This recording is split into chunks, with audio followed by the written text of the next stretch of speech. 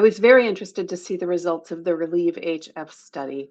There's always been interest in this concept of intra-atrial shunting in heart failure. The LAP-HF trial looked at this concept in HFpEF previously, and RELIEVE-HF was fascinating.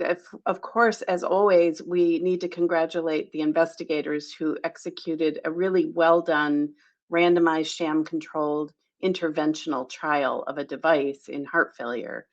And the concept of intra-atrial shunting is fascinating because while it seems somewhat counterintuitive to create a hole in the heart that wasn't there, and there are ongoing concerns about long-term RV function, there appears from all of these trials to be no impact on short-term right ventricular function or PA pressures.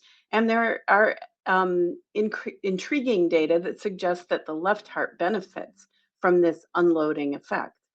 The RELIEVE-HF trial was a negative trial showing no impact on the primary outcome of the shunt in a heart failure population that included both low EF and preserved EF patients. But there was this intriguing signal of benefit in the low EF patients that probably merits further study and somewhat mirrors the LAP-HF trial, which was also a negative trial showing no benefit of an intra-atrial shunt, but which on subsequent analysis, it appeared there was a subgroup with lower PVRs that did in fact benefit from the device. Now in RELIEVE-HF, the average wedge pressure pre-implant was quite low in these patients. It was 16, which is not particularly elevated in a heart failure population and may have contributed to this lack of effect of the device. But the effective signal was seen in the low EF patients.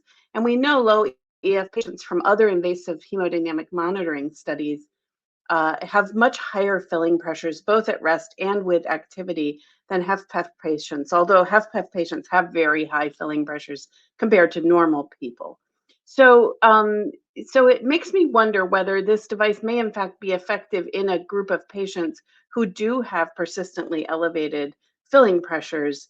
And I hope that the technology continues to be investigated and that we continue to do trials as we work on finding that subgroup and that phenotype that really benefits from this technology.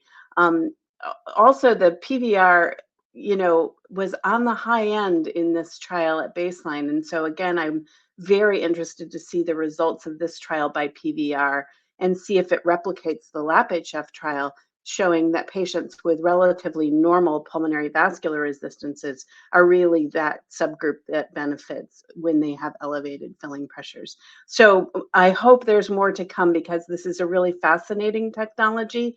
And clearly those of us who have had patients in these trials know there are people who definitely benefit from this technology. We just need to do continued work to figure out who those patients are. And I look forward to having more data about intra-atrial shunting in heart failure.